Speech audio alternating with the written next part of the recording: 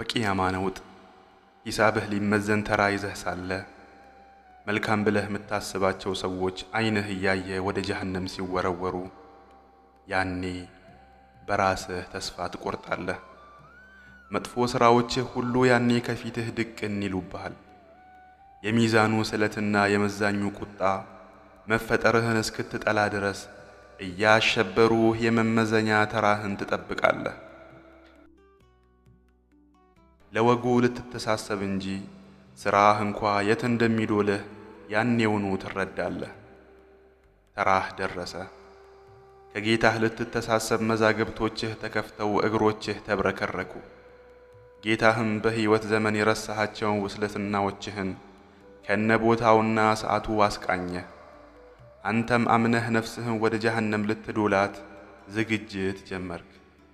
ጌታህም አዘነ። ባሪያውንም ከውርደትና ቅጣት ሊያድነው ሽቶ የእዝነትን ግርጆ በባሪያው ላይ አከናነበ። እንዲህም አለ፣ ባሪያዬ ሆይ ትናንት ስታምፅ ሸሸግኩ፣ ዛሬም አላዋርድህም። ሂሳብህ ተሳክቶ ወደ ተመደበልህ የጀነት ዓለም የሚወስድህ ጎዳና ላይ ተለቀቅ። የዘላለም ንግሥና፣ የዘላለም ድሎት፣ የዘላለም ክብረት። እየፈነጠዝክና እየቦረክ ያለ ከልካይ ወደ በሩ ተመምክ። አንደኛው በር ጋር ስትደርስ የበሩን ስፋት ከጉበን እስከ ጉበን 1300 ኪሎ ሜትር ሆኖ ታገኘዋለህ። ማመን እያቃተህ በሩን ስታንኳኳ የክብር ዘበኛው ማነህ ይልሃል። እገሌ ነኝ ትለዋለህ ስምህን ጠርተህ። ላንተ እንጂ ለሌላ እንዳልከፍት ቀድሞውኑ ታዝዣለሁ ይልሃል በሩን እየከፈተ። ልክ ከበሩ ዘልቀህ ስትገባ ከበሩ አንስቶ የዓይንህ አድማስ እስካየልህ ርቀት ድረስ አቀባበል የሚያደርጉ አገልጋዮችህ ልክ የተደረደረ ሉል ይመስል ተሰልፈው ጠብቀውህ ትመለከታለህ። መላእክቱም ላንተው ክብር ከአንድ ረድፍ ቆመው ሲጠብቁህ በተመለከትክ ጊዜ ይህ ሁላ ፍጹም የጌታህ ችሮታ እንጂ ሥራህ እንዳልሆነ ተገንዝበህ የመጀመሪያውን ምስጋና ለጌታህ ታደርሳለህ። ለአቀባበል ከተሰለፉ ሰልፎች መሃል ጉዞህን ቀጥለህ ወደ ግዛትህ ትዘልቃለህ። ተቀባዮችህ ባጠገባቸው ባለፍክ ቁጥር በክብርና በትሕትና እያጎበደዱ ያሳልፉሃል፣ የመዘውተርንም ብስራት ያበስሩሃል። ያኔ ደስታው ያፍነከንክሃል። ከርቀት የምታያቸው ከወርቅ፣ ከአልማዝ፣ ከሉልና ከተለያዩ የከበሩ ድንጋዮች የተገነቡት ሕንፃዎች ውበታቸው ቀልብን ያናውዙታል። እውን ይሄ የኔ ግዛት ነውን? ባለቤቱ እውን እኔው ነኝን? መሰል የደስታ ጥያቄዎች ከውስጥህ ይመላለሳሉ። የምትራመድበት የግቢህ ወለል በሽቶ የታሸ ነው።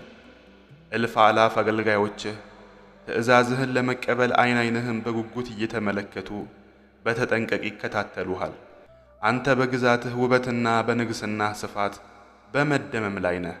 በምናብህ ስለህ በልብህ ተመኝተህ እንኳ የማታውቀውን እጅግ ውብ ዓለም በባለቤትነት ተረክበህና በአስደማሚ ዓጀብ ታጅበህ ወደ ዙፋንህ ስትጓዝ ነገረ ዓለሙ በደስታ እንዳይገድልህ ሞት ወደዚያ ዓለም ዝር አይልም።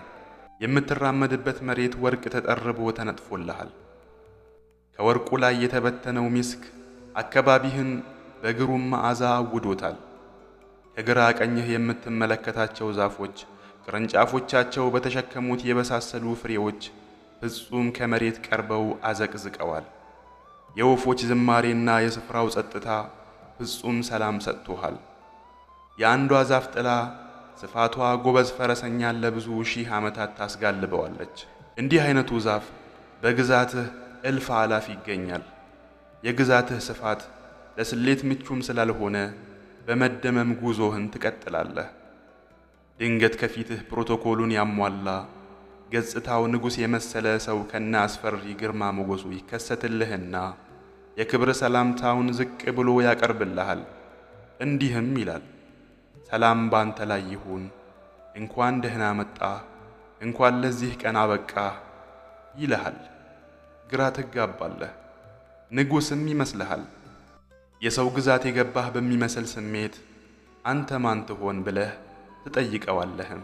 ከእልፍ አላፍ ሕንፃዎችህ ውስጥ የአንዱ ሕንፃ የአገልጋዮች አስተዳዳሪ ነኝ፣ በእያንዳንዱ ሕንፃ እንደኔ ያሉ የሕንፃ አገልጋዮችን የሚያስተዳድሩ እልፍ አላፍ አስተዳዳሪዎች ይገኛሉ። ከእያንዳንዳችን ስር 1000 አገልጋዮችም አሉ። በእያንዳንዱ ሕንፃ እልፍ ሑረል ዒኖችና እልፍ አላፍ አገልጋዮች አሉልህ። በዚህ ዓለም ንጉሡ አንተ ስትሆን የዱንያዋ ሚስትህ የግዛቱ ንግሥት ናት ሲልህ አግራሞቱ ከህሊናህ በላይ የሆነ ይመጣል። ንጉሥ መሳይ ሰውየውን ትተህ ከተነተነልህ ሕንፃዎች ውስጥ ወደ አንደኛው ቅጥር ግቢ ያለውን ለመመልከት በዝግታ ትዘልቃለህ። ሕንፃው እጅግ ግዙፍ ሲሆን ከመሃሉ አንድ ትልቅ አድማሱን ይነካ የሚመስል ከአረንጓዴ ወርቅ የተሠራ ጉልላት ትመለከታለህ። በሱ መደመምህ ሳያንስ ከዚያ ጉልላት ውስጥ ዘልቀህ ስትገባ 70 ግዙፍ ቤቶችን ታገኛለህ። ይህ ሁሉ ግዛት ያንተ መሆኑን እንዳትጠራጠር የሸለመህ አላህ መሆኑንም ታስባለህ። ድሎትን ከየት መጀመር እንዳለብህ ማለም ትጀምራለህ። ከሕንፃው ውስጥ በውብ ግንባታ ከተሰሩ ቤቶች ደጃፍ መዟዟሩን ተያይዘኸዋል።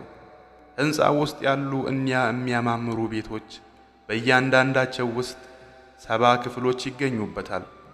ከሰባዎቹ ክፍሎች አንዱን ለመመልከት ወደ አንደኛው ጠጋ ስትል ወደ ክፍሉ መግቢያ በር አናቱ ላይ ከወርቅ የሆነ የጉልላት ጌጥ ትመለከታለህ። የክፍሉን በር ካንተ ሌላ ማንም ከፍቶትም ሆነ ገብቶበት እንደማያውቅ ሲነገርህ ለመግባት ያለህ ጉጉት በእጥፍ እየጨመረ በሩን ትከፍተዋለህ። ወደ ቤቱ ዘልቀህ ስትገባ ቤቱን እጅግ ግዙፍ ሆኖ ታገኘዋለህ። ከቤቱ ውስጥ በተርታ የተደረደሩ እልፍ ክፍሎች በቀይ አልማዝ አሸብርቀው ስትመለከት ጉጉቱ፣ ደስታውና ሐሴቱ ያፈኩሃል። ወደ ክፍሎቹ ለመግባት ያለው ጉጉት ልብህን ያናውዘዋል። ከክፍሉ ስትገባ ጠርዙ በወርቅ አጊጦ ከተንጣለለው አልጋ ላይ ለስላሳ ከሐር የተሠራ አልጋ ልብስ ላይ ንግሥትህን ታገኛታለህ። ይህኔ ግራ በመጋባት ስሜት እየዋለልክ ፈዘህ ትቆማለህ። አትዘይረኝም እንዴ? እኔ እኮ ምስትህ ነኝ ስትልህ ያን ሁሉ የተመለከትከውን የጀነት ጸጋዎች ረስተህ በሷ ደስታ ትፈነጥዛለህ። ጠጋ ብለህ ልትመለከታት ስትሞክር እንደ መስታወት ኩልል ካለው ከፊቷ ውበት የተነሳ ያንተን ምስል በሷ ፊት ትመለከተዋለህ። ልብሷ ያማልላል። መቅረሚያዋ በበርካታ ቀለማት ያጌጠ በመሆኑ ከሰውነቷ ቀለም ጋር ልዩ ውበት ፈጥሮለታል። ዓይንህን ከድነህ በምትከፍት ጊዜ ንግሥትህ ውበቷ በ70 እጥፍ ጨምሮ ስታገኘው ሕይወትን ከሷ ጋር ማጣጣም ምን ያህል ዕድል እንደሆነ ትረዳለህ። ከግዛትህ ነህና ምግብ ባሰኘህ ጊዜ ማዘዝ አይጠበቅብህም። ያሻህን መመኘት ብቻ በቂህ ነው። ስትመኝ የምግብ ማዕድህን ለማነጣጠፍ 80,000 አገልጋዮች ይረባረባሉ። መሃሉን ቀይ ያቁት ከተሰኘ ማጌጫ የተሠራ ምንጣፍ ዘርግተውልህ ዳርዳሩን በአረንጓዴ ያስውቡታል። ዙሪያው ላይ ለመረጋገጫ ሉል ይበተንልሃል። የማዕድህ ርዝመት ኪሎ ሜትሮችን ይዘልቃል። ብዙ ድካምና እንግልት ያስተናገድክ እንደመሆንህ መጠን ዛሬ የጉድ ምግብ ተዘጋጅቶልሃል። በፊትህ ከተነጠፈው ውብ ሱፍራ ላይ 70,000 አይነት ምግቦች ተደርድረውልሃል። ከዚህም በተጨማሪ ከፊትህ የተሰለፉት ውበታቸው የተበተኑ ሉል የሚመስሉት አገልጋዮችህ ብዛታቸው 80 ሲሆን እያንዳንዳቸው በአንደኛው እጃቸው የሳህን ምግብ በሌላኛው እጃቸው ደግሞ መጠጥ ይዘው በክብር ትእዛዝህን ይጠባበቃሉ። ሁሉም የያዙት ምግብም ሆነ መጠጥ ይለያያል። በበላህና በጠጣህ ቁጥር ጥፍጥናው እየባሰ የሚሄደው ይህ ማዕድ የመጠጡ ለዛ ጥፍርህ ድረስ ይሰማሃል። በበላህ ቁጥር ፍላጎትህ እየጨመረም ይሄዳል። ዛሬ ከጀነት ዓለም ገብተህ ውሎህን ልትጀምር ሃ ብለሃል።